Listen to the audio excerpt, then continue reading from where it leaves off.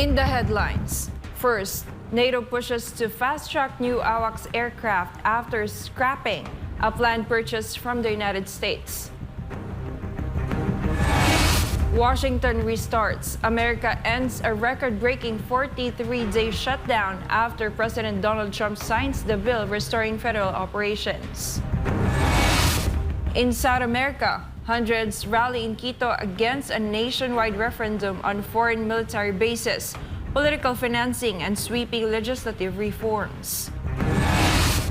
Clean energy takeoff. Uruguay nears a full renewable grid, with wind power leading the country's globally praised energy transition.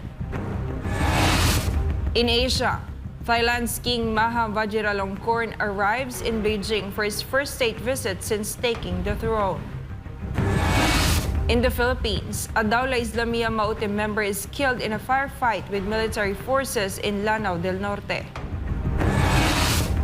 A legal clash intensifies. Senator Ronald Bato de la Rosa seeks a Supreme Court TRO to halt government cooperation with the ICC and demand the release of an alleged arrest warrant.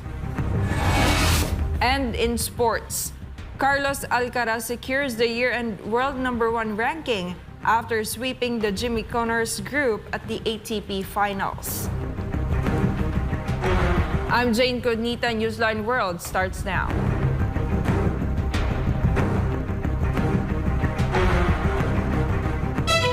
NATO Secretary General Mark Rutte has called for an accelerated process to replace the Airborne Warning and Control System, or AWACS aircraft, following NATO's decision to halt the purchase of planes from the United States. This comes after the United States announced in June 2025 its withdrawal from the AWACS replacement program. NATO is now considering European-made alternatives, including Sweden's Saab Global Eye, ahead of the scheduled retirement of the current fleet in 2035. According to Rutte, AWACS serves as NATO's ears and eyes in monitoring Allied airspace, which is why the alliance wants the new aircraft to be equipped with the latest technology. The 5-day press briefing was held at the German airbase, home to NATO's current AWACS fleet. Rutte was joined at the briefing by North Rhine-Westphalia State Premier Hendrik Wust and Major General Andreas Korb, commander of the NATO Airborne Early Warning and Control Force. NATO aims to strengthen its air surveillance capabilities before the current fleet retires. Hundreds of protesters took to the streets of Ecuador's capital, Quito, on Wednesday, rejecting the upcoming referendum called by President Daniel Noboa, a vote that could reshape the country's political and military landscape. Paul Montebon has the details.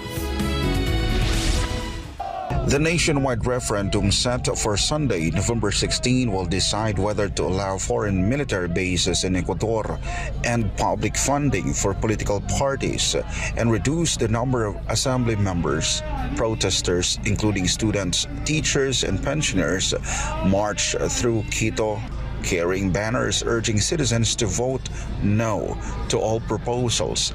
Some signs warned that allowing foreign military presence, particularly in Galapagos, could threaten national sovereignty.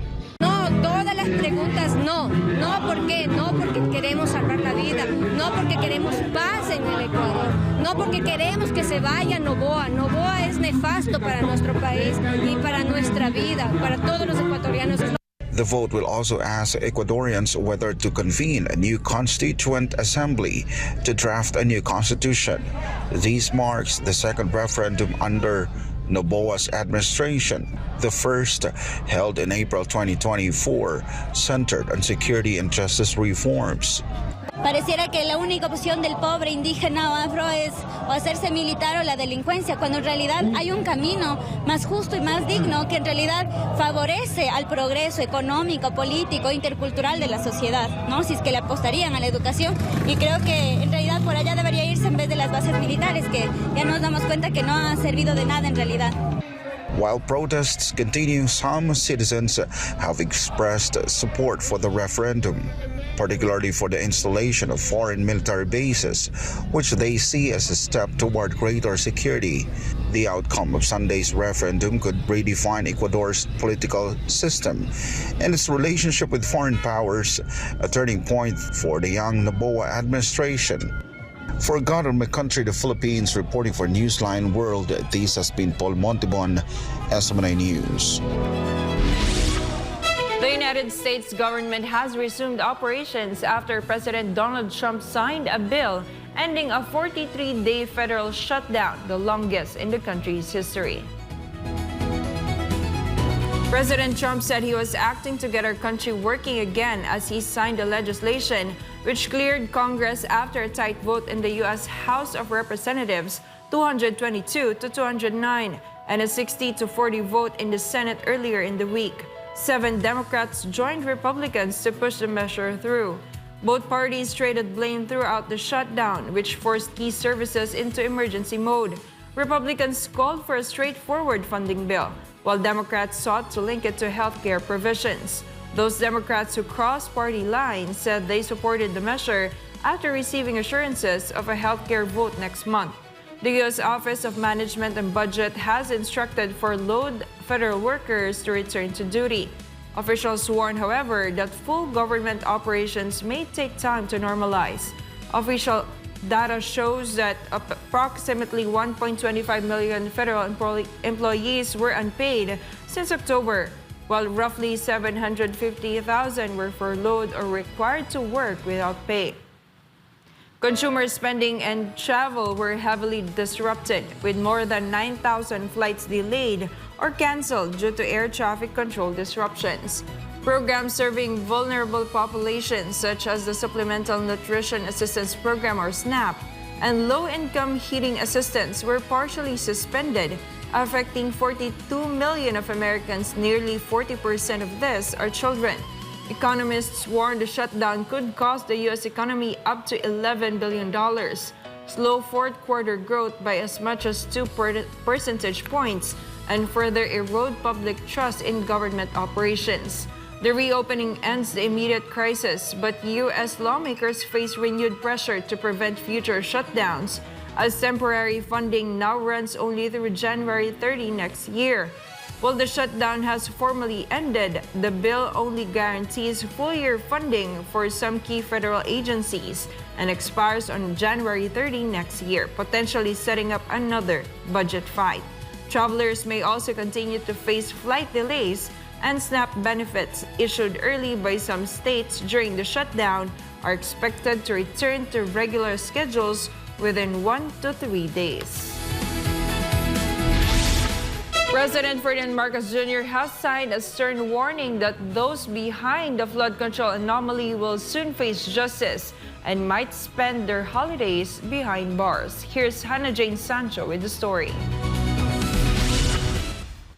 Hindi palagay ko, alam ko, bago magpasko, marami dito sa napangalanan dito ay palagay ko nasa ano na, matatapos na yung kaso nila, buo na yung kaso, makukulong na sila. Wala silang Merry Christmas. Before Christmas, makukulong na sila. 3 months after his State of the Nation address, where President Ferdinand Marcos Jr. publicly shamed so-called corrupt officials involved in flood control anomalies, saying they should be ashamed of what they've done. He presented to the public his latest accomplishments. Backed by a detailed LED presentation, the president reported that more than 20,000 complaints were received through the Sumbong sa Pangulo website from August 11, 2025 to November 10, 2025. Included in his presentation were the results of the full validation of at least 9,855 flood control projects, where 735 were found non-existent or unlocatable, 84 non-operational, and 191 ineffective. A series of site inspections were conducted in Iloilo City, Kalumpit, Bulacan, and Baliwag, Bulacan, where findings revealed projects that were either abandoned, showed contractor negligence or non-compliance with plans, or were reported as completed despite being non-existent. Among the accomplishments in the Marcos administration's anti-corruption campaign was a change of leadership in the DPWH, where former Secretary Manuel Bunuan resigned due to command responsibility. Transportation Secretary Vince Dizon has been appointed as acting secretary. President Marcos also highlighted the seizure of vehicles owned by disqualified major players linked to the flood control anomalies. The Bureau of Customs confiscated 13 luxury cars, which were later auctioned off.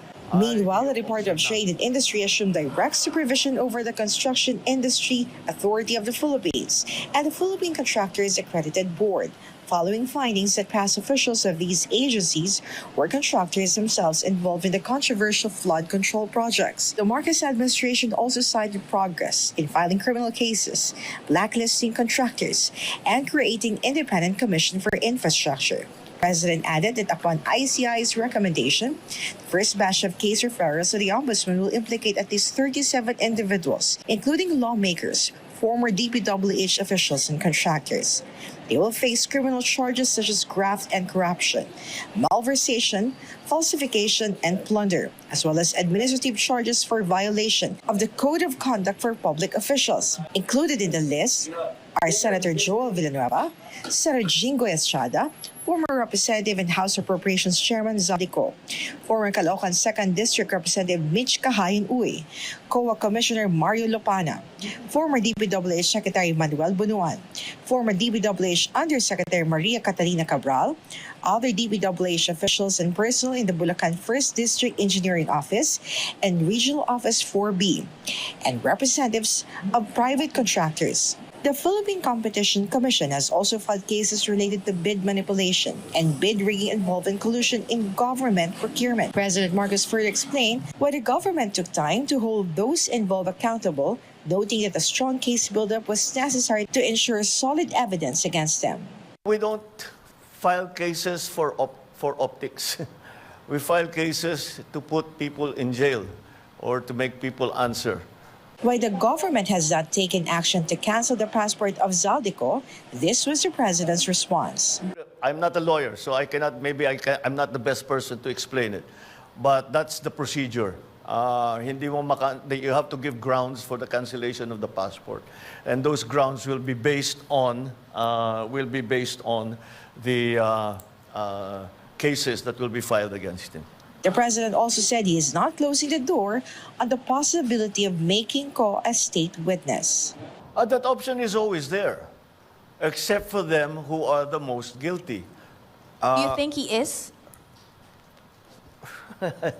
I don't want. And then pag sinabi ko, sasagutin kita, sasabihin nyo, prejudged. Let the courts do their work. Let the judges do their work. On the other hand, the president was also asked why former House Speaker Martin Romualdez is not part of the list, even though the anomalies happened under his watch. This was his reply. I don't think so, because the only evidence that has been made against him is in the Senate. So I don't know. No, with the Speaker, no. Not as yet. Not as yet. If something else comes out, then he might have to be answerable for something. We don't file cases for optics. We file cases to put people in jail or to make people answer. The press briefing of President Marcos comes at a crucial time ahead of the series of rallies expected across the country following growing public outrage and widespread corruption and the failed flood control project that caused massive flooding in many areas after successive typhoons hit the Philippines. For God and my beloved country, the Philippines, this has been Hannah Jane Sancho, SMI News.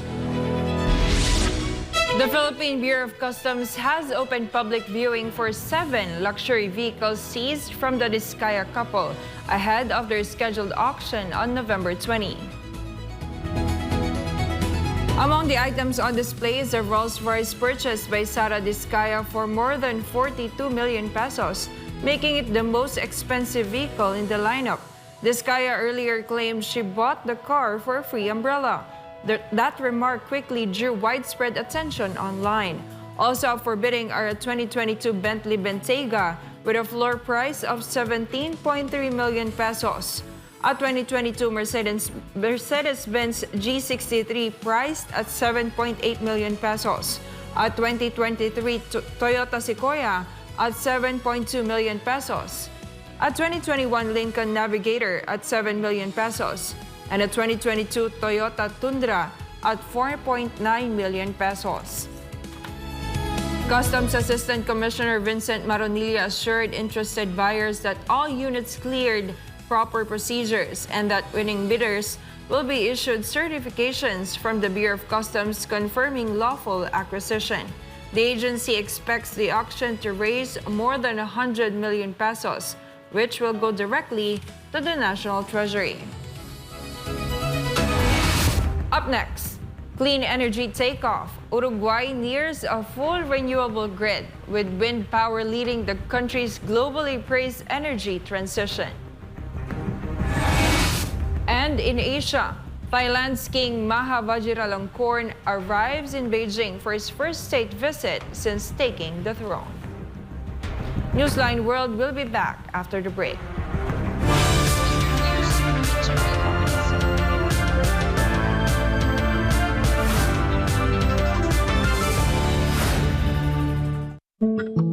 Madalas ka bang napapasobra sa pag-scroll sa phone mo kahit puro masasamang balita ang nakikita mo? Isipin mo ito. Nakahiga ka na sa kama, nagche-check lang ng phone bago matulog. Tapos, hindi mo na malayan, ilang oras ka na palang nagbabasa at nanonood ng mga balita tungkol sa digmaan, sakuna, politika, at lahat ng masasamang nangyayari sa mundo.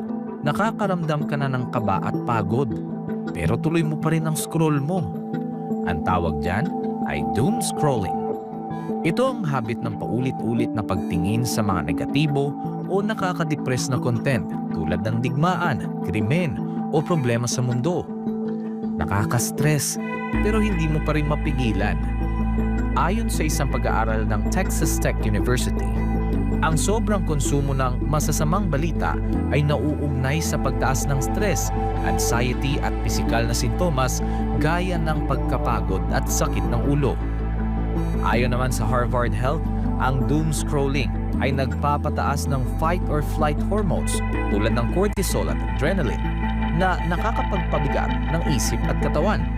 Nakakaapekto ito sa iyong mood, tulog at maging sa mental at physical health mo. At kapag naman puro memes at random na content ang pinapanood mo ng sunod-sunod hanggang sa mawalan ka na ng gana na mag-isip at gumawa ng iba pang gawain, ang tawag naman dyan ay brain rot. Sa Gen Z at tinatawag na internet culture, ang brain rot ay overconsumption o sobrang tagal na panonood ng paulit-ulit, mababaw, magulo o walang saysay na content online hanggang sa parang manhid na ang utak mo. Kapag nasobrahan, syempre, nakakasama. Nawawalan ka na ng focus, nawawala ang motivation, hirap mag-isip ng malalim, parang lutang o foggy ang utak.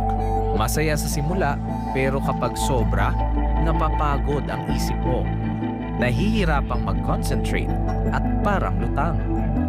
Mas delikado pa ito sa mga bata dahil ang utak nila ay nasa proseso pa ng pag-develop. Kaya mas malakas ang epekto ng doom scrolling at brain rot sa kanila. Maaaring makaapekto sa pag-aaral, pag-iisip at pakikitungo sa iba. Ang higit sa 4 na oras ng screen time araw-araw sa mga kabataan ay konektado sa 35 to 88% na mas mataas na posibilidad ng depresyon, anxiety at stress. Base ito sa isang malawakang pag-aaral sa Brazil. Kaya, maging balanse. Magpahinga sa screen, magbasa, makipagkwentuhan, magdasal, maging present lagi. Alagaan ang iyong isipan. Kung anong itinatanim sa isipan mo, yun ang lalago.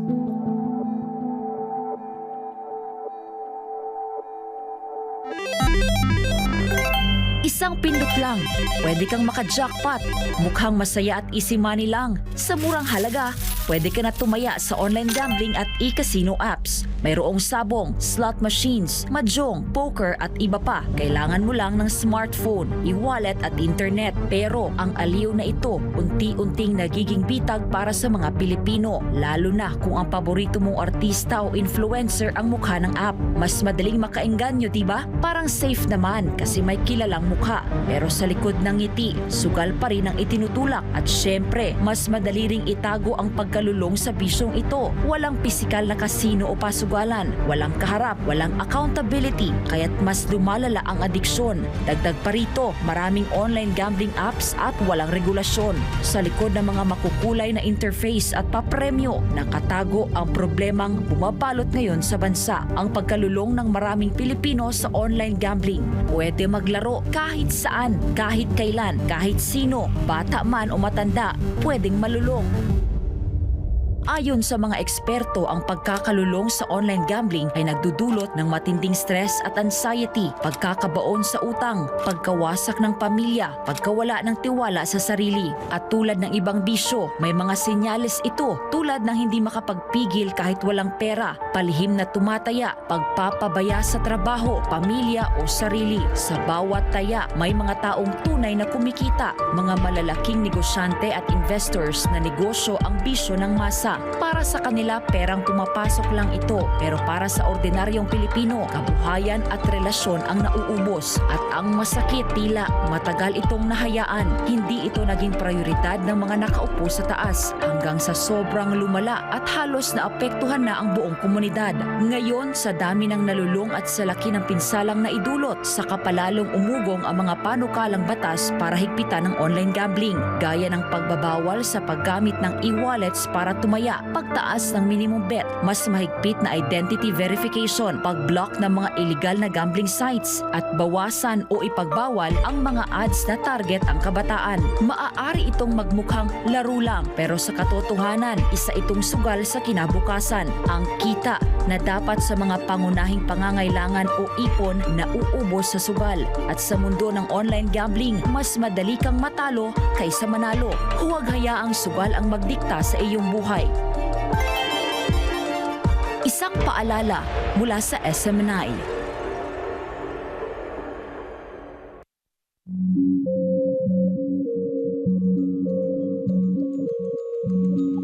Sa panahon ng tag-ulan, hindi lang baha at ulan ang dapat bantayan, kundi pati na rin mga sakit na pwedeng makahawa. At dahil ngayon ay rainy season, nagbabala ang Department of Health laban sa tinatawag na wild diseases. 4 na klase ng sakit na karaniwang nakukuha ng tao tuwing maulan. Ito ang W o waterborne diseases, gaya ng pagdudumi o gastroenteritis. I o influenza-like illnesses, gaya ng sipon, ubo at lagnat. L o leptospirosis, na maaaring makuha mula sa ihi ng mga daga sa baha. At D o dengue, na dala ng mga lamok. Kapag baha, mas mabilis kumalat ang mikrobyo. Kaya't ugaliin ang paghuhugas ng kamay at agad maligo matapos lumusong sa baha. Ano ang dapat gawin para maiwasan ang wild diseases? Tumutok sa weather updates. Magsuot ng kapote at bota. Siguraduhing malinis ang iniinom na tubig. Agad kumonsulta sa health center kung may nararamdamang sintomas. Mainam din gawin ang 40 o ang taob, taktak, tuyo at takip para maiwasan ang dengue sa bahay at komunidad. Maglinis, magmasid, mag-ingat. Labanan ang wild diseases ngayong tag-ulan. Ang paalalang ito ay hatid sa inyo ng SMNI.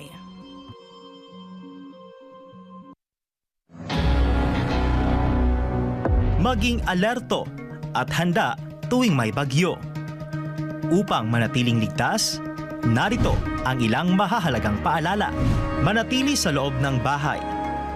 Iwasan ang paglabas, lalo na kung malakas ang ulan at hangin. Mag-imbak ng pagkain at malinis na tubig. Maghanda ng emergency kit. Manatiling updated sa lagay ng panahon. Maghanda ng mga flashlight at extra baterya. Panatilihing fully charged ang iyong cellphone. I-secure ang mahahalagang dokumento sa waterproof na lalagyan. Patayin ang kuryente, gas at tubig kung may banta ng pagbaha. Alamin ang iyong local emergency hotlines. Putulin o tapyasan ang mga sanga ng puno na maaaring mabuwal sa malakas na ulan at hangin. Lumikas agad kung inabisuhan ng mga otoridad. Maging ligtas at maging handa sa panahon ng kalamidad. Ang paalalang ito ay hatid sa inyo ng SMNI.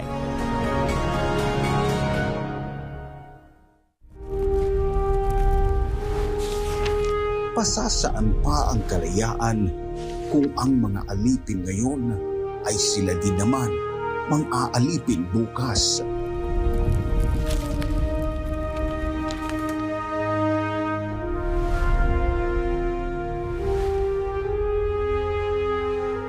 Ibigin mo ang iyong bayan ng sunod kay Bathala, sa iyong kapurihan at higit sa lahat sa iyong sarili.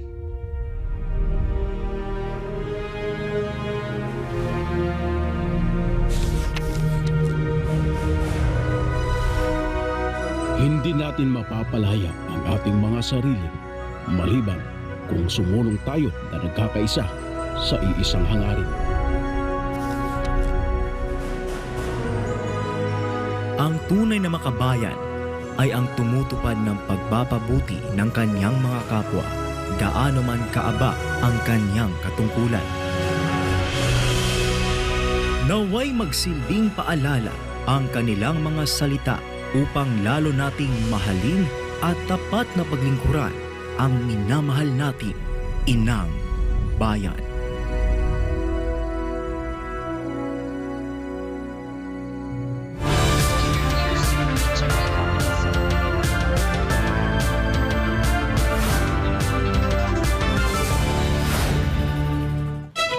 Uruguay, hailed as a global leader in renewable energy, now generates nearly all of its electricity from clean resources, with wind power driving the country's remarkable energy transformation. This report.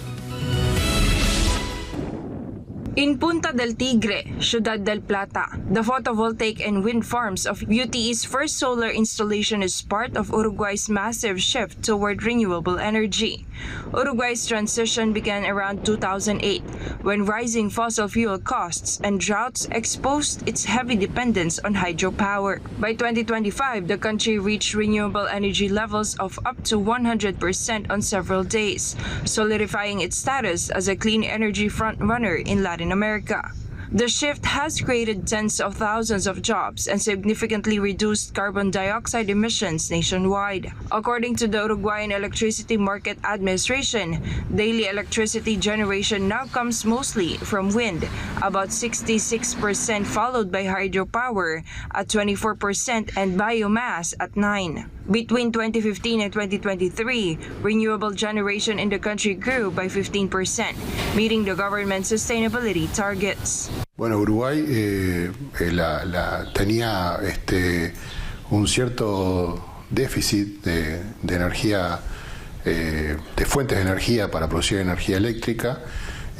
Había generado una fuerte dependencia con los vecinos y la posibilidad, la oportunidad que se tuvo alrededor de la energía eólica fue la de lograr, por un lado, una autonomía en términos energéticos.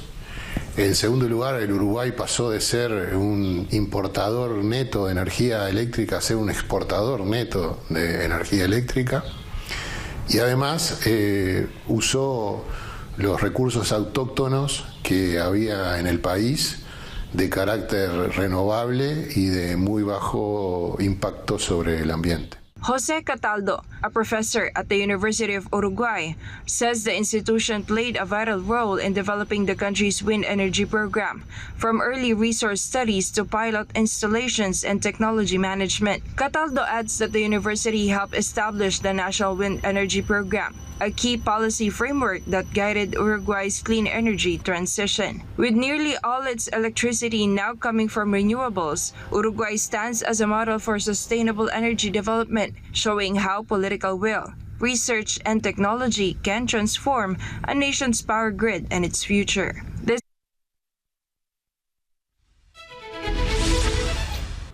Thailand's King Maha Vajiralongkorn has arrived in Beijing for a historic state visit, his first to China since ascending the throne. Anissa de Guzman reports.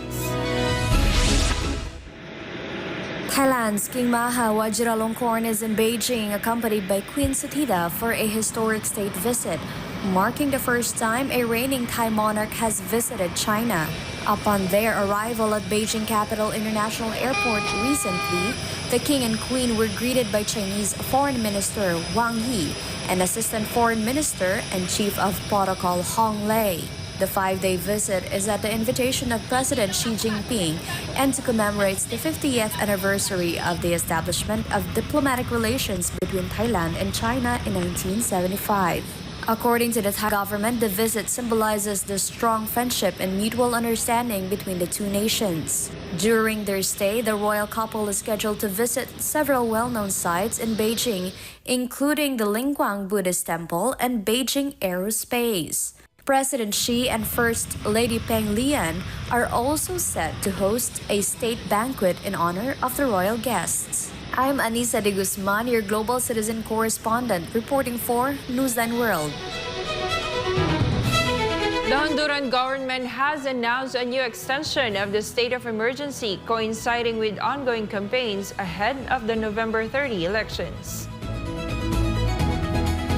The measure is part of efforts to combat gang violence and extortion in the country. On Thursday, the National Police conducted operations in public transportation while presidential candidates continued campaigning across different areas of the capital. According to the latest decree, the state of emergency will be extended for an additional 45 days and remains in effect in 226 of the country's 298 municipalities. However, some residents have expressed concern that it may violate their constitutional rights to freedom of movement, assembly, and association.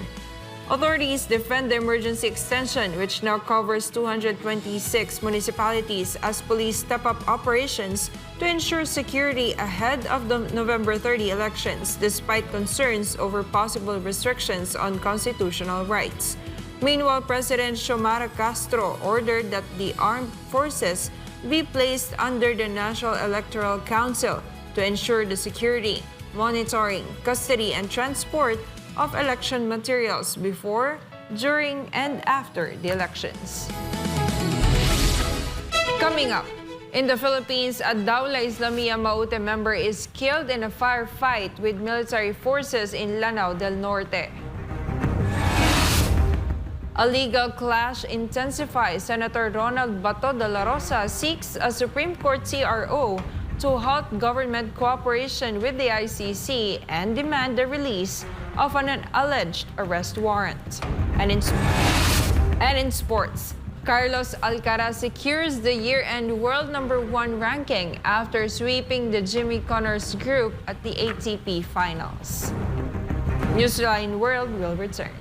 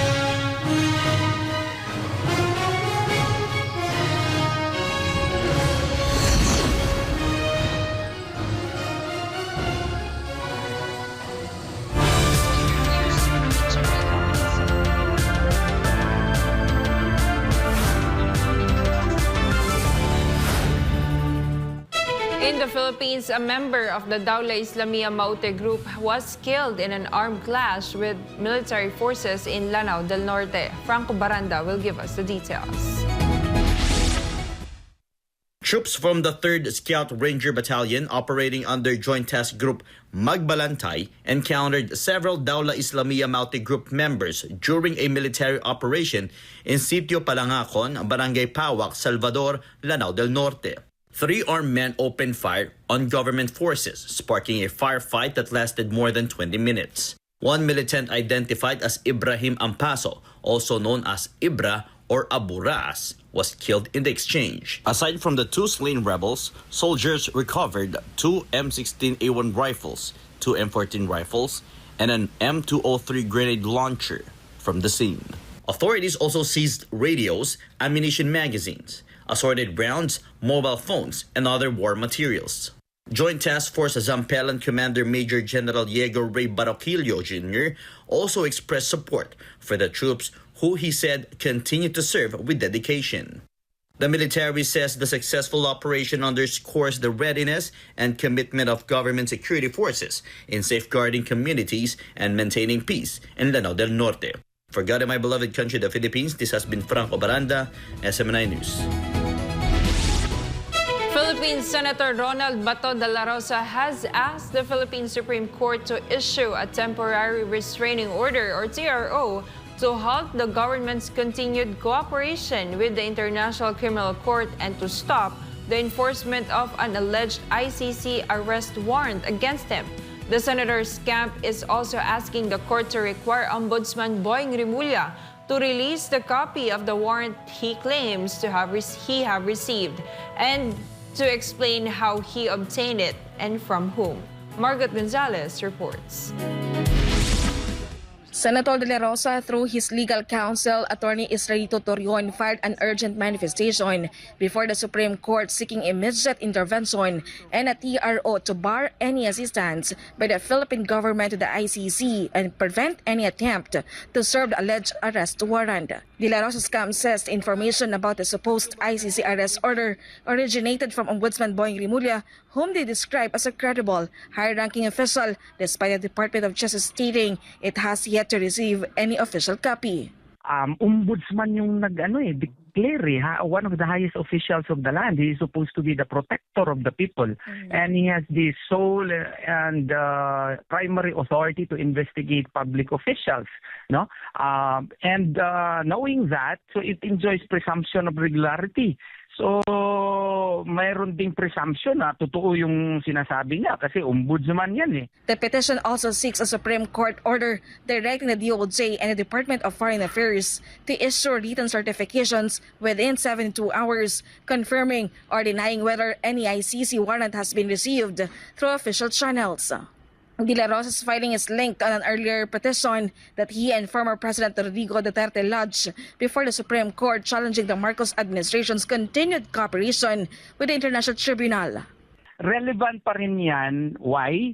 Because the government now is still cooperating with the ICC, which should be restrained. Like for example, merong press release na yung witness protection program natin ay nag-entertain ng mga possible witnesses against PRRD. That is a form of cooperation which should not be the case because even in the leading case of yung South Africa case, no, sitting president ng Uganda before, no, sabi ng ICC doon, kung hindi na talaga state party, wala na silang obligasyon na makipag-cooperate sa ICC. So yun din ang ini-insist natin. Since the Philippines is no longer a party to the ICC and to the Rome Statute, therefore we do not have any obligation anymore to cooperate. De La Rosa is also asking the Supreme Court to compel Ombudsman Rimulya to submit the alleged ICC warrant. Rimulya earlier told the media he had a copy of the document saved on his phone. The senator's camp likewise wants Rimulya to explain through a sworn statement how he obtained a copy of the warrant, who sent it, when it was received, and under what authority the sender acted. Kasi directly related yun sa kaso namin at saka na-require ko rin siya to reveal to the Supreme Court kung kanino niya nakuha yon, kailan at under what authority. For God and beloved Philippines, this has been Margaret Gonzalez, SMNI News.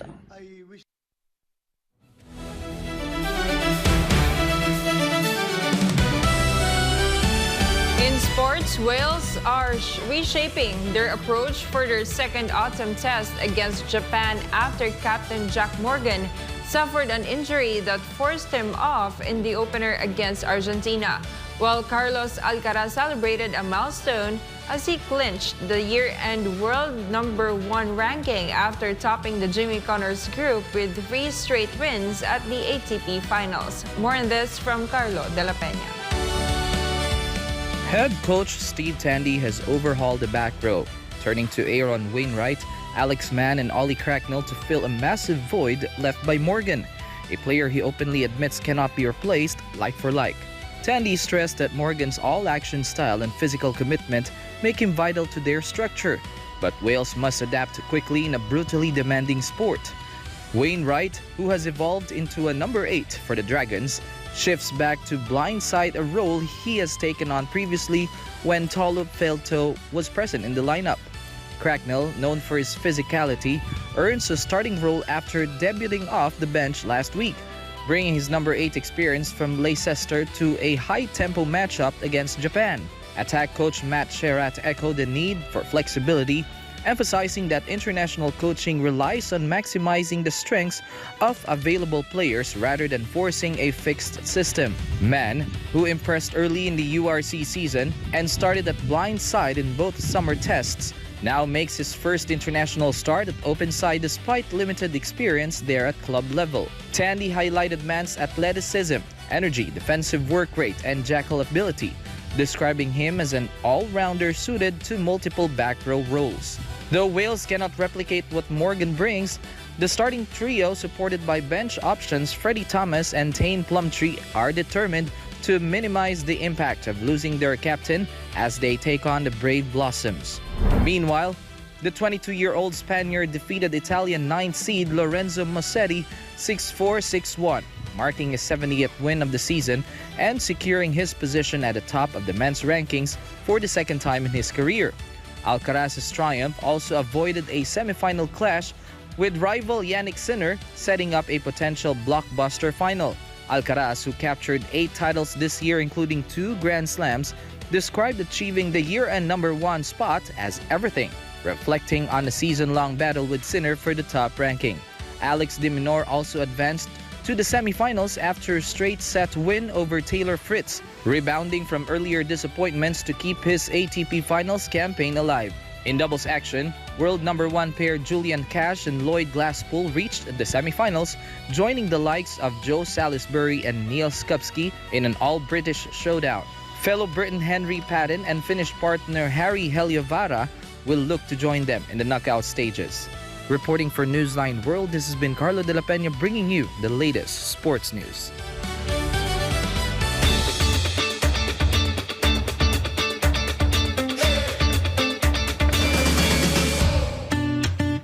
Artificial intelligence continues to become a global game changer. In Abu Dhabi, world leaders in technology and innovation have gathered to explore AI's impact on diplomacy, business, and the future of the region. Anissa de Guzman has the story. Artificial intelligence is taking center stage in the Middle East. The second annual Trends Conference on Artificial Intelligence opened Thursday in Abu Dhabi under the theme Technological Diplomacy in the Middle East and North Africa. The event brought together leading tech companies including Microsoft and Google, along with international policymakers and experts to discuss how AI is shaping innovation, public services, and international cooperation. Abdulaziz Al-Shahi, Deputy Head of Research at Trends University and Advisory, described AI as a strategic priority for the UAE, enhancing quality of life and strengthening partnerships worldwide. Over 3 main sessions, participants examined the latest AI developments, the geopolitical dimensions of technology, and opportunities for U.S. Gulf collaboration in advanced innovation.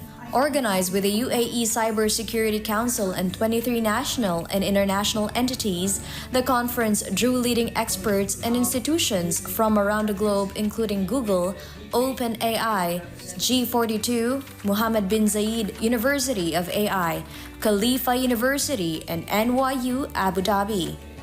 As artificial intelligence continues to redefine economies and global relations, Abu Dhabi is positioning itself as a hub for technological diplomacy in the Middle East. I'm Anissa de Guzman, your global citizen correspondent, reporting for Newsline World. Leaders from ASEAN and Korea gathered in Singapore for the 2025 ASEAN-Korea Innovative Culture Forum, which highlighted how artificial intelligence, or AI, can help preserve and enhance the region's cultural heritage. Here's the report from Joy Tabanao. The annual forum, now in its fifth year, was recently held at the National Gallery, Singapore, and serves as the main platform for creative collaboration between ASEAN countries and Korea. This year's theme was Inclusive AI for Cultural Sustainability. The forum discussed how the region's cultural heritage can be strengthened, not disrupted, amid the rapid development of artificial intelligence. It was eye-opening to see how AI isn't just a tool anymore, but actually a creative partner that can reshape culture and the arts. I also liked how it connected AI with sustainability and cultural diversity. Discussions included exploring cultural diversity in the field of AI, transformation in the creative industries, cultural heritage, preservation, and development of AI knowledge across the ASEAN region. Representatives from the ASEAN Foundation, Korean National University of Cultural Heritage, and the ASEAN Secretariat attended, along with practitioners and innovators from various countries in the region. All the AI tools now become crucial to use in, even not only for the post-production, but even from the beginning of the getting ideas. Actually, I'm using AI to create historical dramas right now, which is preserving cultural authenticity, like you said. So I think with AI, you can recreate past history as well.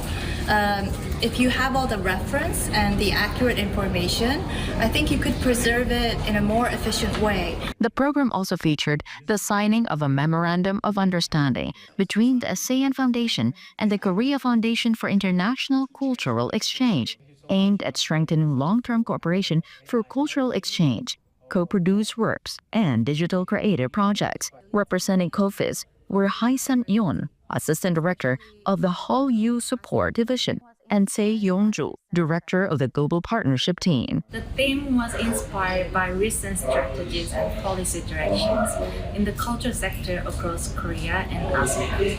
From these, we identified AI, sustainability, and inclusivity as key shared priorities shaping the future of culture.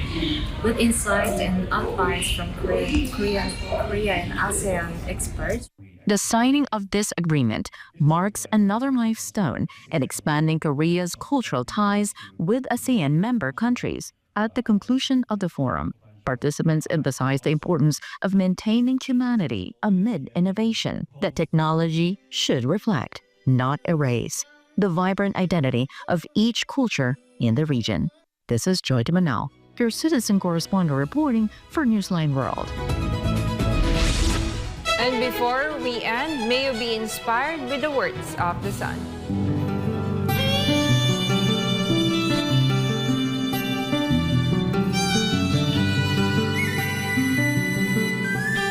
Guard your mind, soul, and heart, that they will remain upright in the sight of God.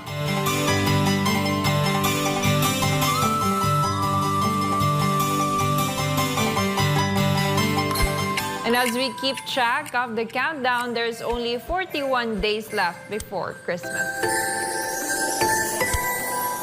And that's all for this edition of Newsline World. For God and my beloved country, the Philippines, I'm Jane Conita. Thank you for watching. Goodbye.